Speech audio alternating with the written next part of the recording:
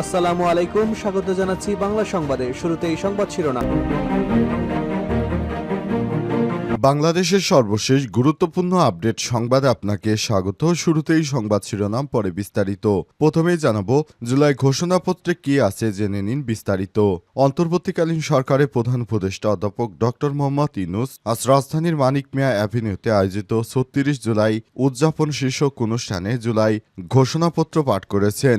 এই ঘোষণাপত্রের মাধ্যমে ২০২৪ সালের জুলাই মাসে সংগঠিত গণ অভ্যুত্থানকে রাষ্ট্রীয় সাংবিধানিক স্বীকৃতি দেওয়ার প্রত্যয় ঘোষণা করা হয়েছে।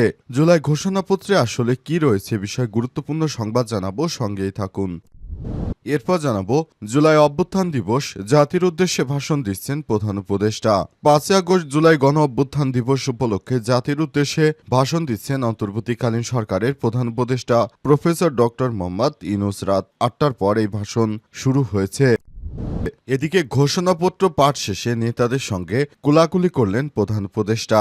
জুলাই গণ অভ্যুত্থান দিবস উপলক্ষে আয়োজিত জুলাই পুনর্জাগরণ অনুষ্ঠানে অংশ নিয়ে অন্তর্বর্তীকালীন সরকারের প্রধান উপদেষ্টা অধ্যাপক ডক্টর মোহাম্মদ ইউনূস পাঠ করেছেন জুলাই ঘোষণাপত্র। আজ জাতীয় সংসদের দক্ষিণ প্লাজায় অনুষ্ঠিত এই আয়োজনে বিকাল ৫টা ২২ তিনি ঘোষণাপত্র পাঠ শুরু করেন। এরপর তিনি মঞ্চে উপস্থিত সকল নেতাকর্মীদের সঙ্গে আলিঙ্গন করেছেন।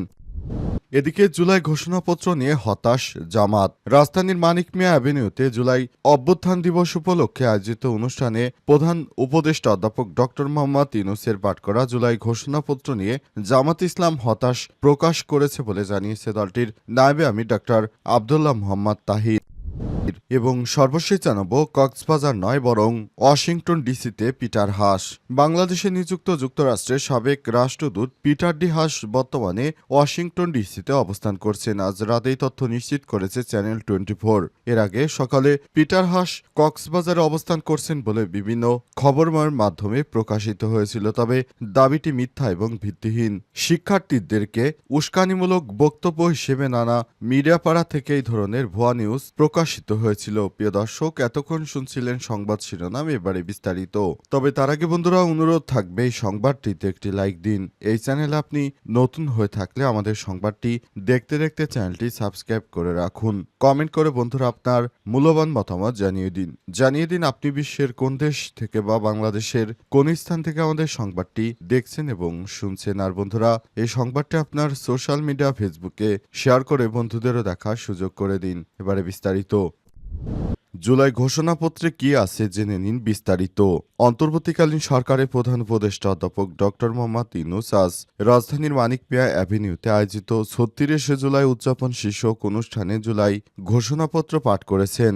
এই ঘোষণাপত্রের মাধ্যমে ২০২৪ সালে জুলাই মাসে সংগঠিত গণ অভ্যুত্থানকে রাষ্ট্রীয় সাংবিধানিক স্বীকৃতি দেওয়ার প্রত্যয় ঘোষণা করা হয়েছে।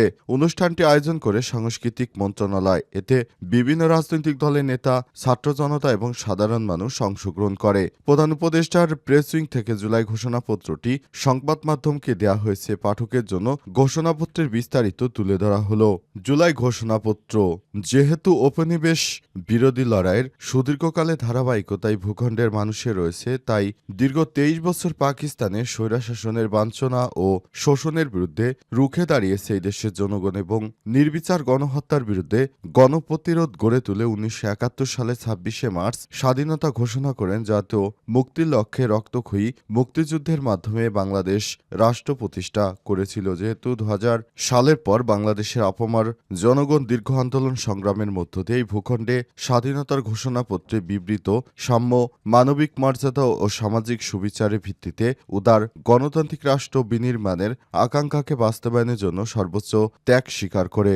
সেতু স্বাধীনতার বাংলাদেশের ১৯৭২ সালে সংবিধান প্রণয়ন পদ্ধতি এবং এর কাঠামোগত দুর্বলতা এবং অপপ্রয়োগের ফলে স্বাধীনতা পরবর্তী আওয়ামী লীগ সরকারের মুক্তিযুদ্ধের জন্য জন আকাঙ্ক্ষা পূরণে ব্যর্থ হয়েছিল এবং গণতন্ত্র রাষ্ট্রীয় প্রতিষ্ঠানগুলো কার্যকারিতা ক্ষুণ্ণ করেছিল।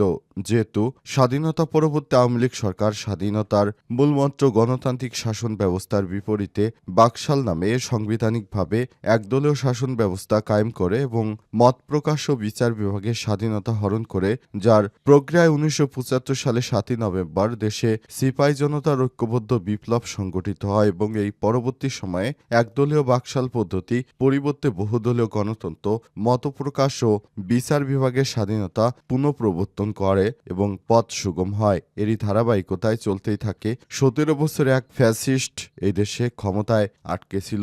তারা ৩টি প্রহসনের নির্বাচন ২০১৪, ২০১৮, ২০২৪-এ জাতীয় সংসদ নির্বাচনে এই দেশের মানুষকে ভোটাধিকার এবং প্রতিনিধিত্ব থেকে বঞ্চিত করেছে। সুতরাং মুক্তকামী ছাত্র জনতা ২০২৪ সালে সেই অভ্যুত্থানের মাধ্যমে স্বৈরাচারী সরকারকে দেশ থেকে তাড়িয়েছে। ৫ই আগস্ট ২০২৪ সালে গণ অভ্যুত্থানে বিজয়ী বাংলাদেশের জনগণের আকাঙ্ক্ষার প্রতিফলন হিসেবে এই ঘোষণাপত্র প্রণয়ন করা হলো। জাতির উদ্দেশ্যে ভাষণ দিচ্ছেন প্রধান উপদেষ্টা। জুলাই গণ অভ্যুত্থান দিবস। ৫ই আগস্ট জুলাই গণ অভ্যুত্থান দিবস উপলক্ষে জাতির উদ্দেশ্যে ভাষণ দিচ্ছেন অন্তর্বর্তীকালীন সরকারের প্রধান উপদেষ্টা প্রফেসর ড. মোহাম্মদ ইউনূস। রাত ৮টার পরেই ভাষণ শুরু করেন তিনি। এর আগে সন্ধ্যা ৫:০৫টার দিকে সংবাদ সম্মেলন করেছেন এবং তিনি সংসদ ভবনের দক্ষিণ প্লাজা আয়োজিত কেন্দ্রীয় অনুষ্ঠান মঞ্চে জুলাই ঘোষণাপত্র পাঠ করেছেন। অন্তর্বর্তীকালীন সরকারের প্রধান উপদেষ্টা তিনি জানিয়েছেন, আমরা জুলাই যোদ্ধাদের স্বীকৃতি দেওয়ার জন্য সর্বাত্মক কাজ করে যাচ্ছি। ঘোষণাপত্র পাঠ শেষে নেতাদের সঙ্গে কুলাকুলি করলেন প্রধান উপদেষ্টা। জুলাই গণ অভ্যুত্থান দিবস উপলক্ষে আয়োজিত জুলাই পুনর্জাগরণ অনুষ্ঠানে অংশ নিয়ে অন্তর্বর্তীকালীন সরকারের প্রধান উপদেষ্টা অধ্যাপক ড.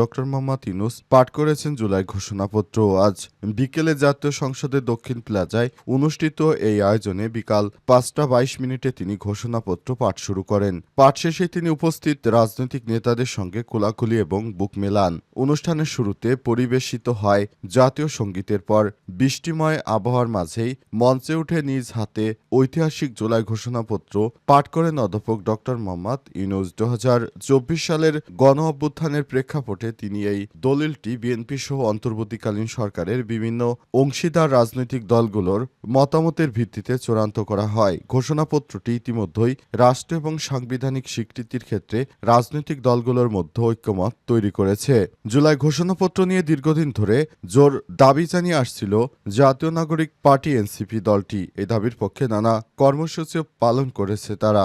আজকের ঘোষণা দিয়ে সেই দাবির আনুষ্ঠানিক বাস্তবায়ন করেছে অন্তর্বর্তীকালীন সরকার। অনুষ্ঠানে অংশ নেয়া নেতাদের মধ্যে মঞ্চে উপস্থিত ছিলেন বিএনপির মহাসচিব মির্জা ফখরুল ইসলাম আলমগীর, জামাত ইসলামের মিয়া গোলাম পরোয়ার, ইসলামী আন্দোলনের আমির মুফতি রেজাউল করিম, গণ অধিকার পরিষদের সভাপতি নুরুল হক নূর, নাগরিক ঐক্যের মাহমুদুর রহমান মান্না, বাংলাদেশ জামাত ইসলামের মিয়া গোলাম পরোয়ার, এনসিপির আহ্বায়ক নাহিদ ইসলাম ও গণসংহতি আন্দোলনের প্রধান সমন্বয়কারী জুনায়েদ সাকি এছাড়াও মঞ্চে আরও বিভিন্ন রাজনৈতিক নেতৃত্ববৃন্দ উপস্থিত ছিলেন। তারা অন্তর্বর্তীকালীন সরকারের এই ঘোষণাপত্রকে সাধুবাদ জানিয়েছে। পাশাপাশি বিএনপি ৫ সদস্যের প্রতিনিধি দল জুলাই অভ্যুত্থানের অনুষ্ঠানে অংশগ্রহণ করে। প্রথমে বিএনপির পক্ষ থেকে ঘোষণাপত্র না দেওয়ার ক্ষেত্রে তারা অনেক জোরাজুরি করার চেষ্টা করেছিল, কিন্তু বিভিন্ন পারিপার্শ্বিক চাপের কারণে অবশেষে জুলাই যোদ্ধাদের স্বীকৃতি দিতে বাধ্য হয়েছে বিএনপি। তা না হলে এতদিন অনেক আগেই জুলাই ঘোষণাপত্র দেওয়া হয়ে যেত, কিন্তু শুধুমাত্র বিএনপির কারণে এই ঘোষণাপত্র দিতে সরকারের এতদিন অপেক্ষা করতে হয়েছে। সুতরাং বিএনপির এই ধরনের কর্মকাণ্ড কোনো রাজনৈতিক দল সমর্থন করে না বলে জানিয়েছে জামাত ইসলাম। জুলাইয়ের ঘোষণাপত্র নিয়ে হতাশ জামাত। রাজধানীর মানিক মিয়া অ্যাভিনিউতে জুলাই গণ অভ্যুত্থান দিবস উপলক্ষে আয়োজিত অনুষ্ঠানে প্রধান উপদেষ্টা অধ্যাপক ড. মোহাম্মদ ইউনূস তিনি পাঠ করেছেন জুলাই ঘোষণাপত্র। এ নিয়ে জামাত ইসলাম হতাশা প্রকাশ করে দলটির নায়েবে আমির ডা. মোহাম্মদ তাহের জানিয়েছেন, সন্ধ্যায় ঘোষণাপত্র পাঠ শেষে দেয়া তাৎক্ষণিক প্রতিক্রিয়ায় দাবি জানান তিনি। ডা.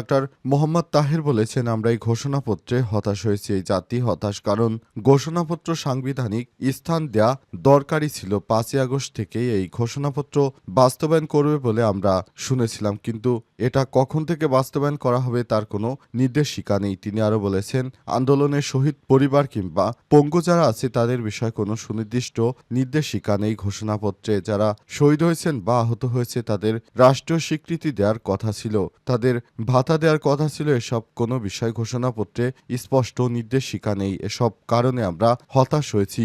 জামাতের এই নেতা আরও বলেছেন, এ বিষয়ে আমরা দলের নির্বাহী মিটিংয়ের পর আরও বিস্তারিত প্রতিক্রিয়া জানাতে পারব।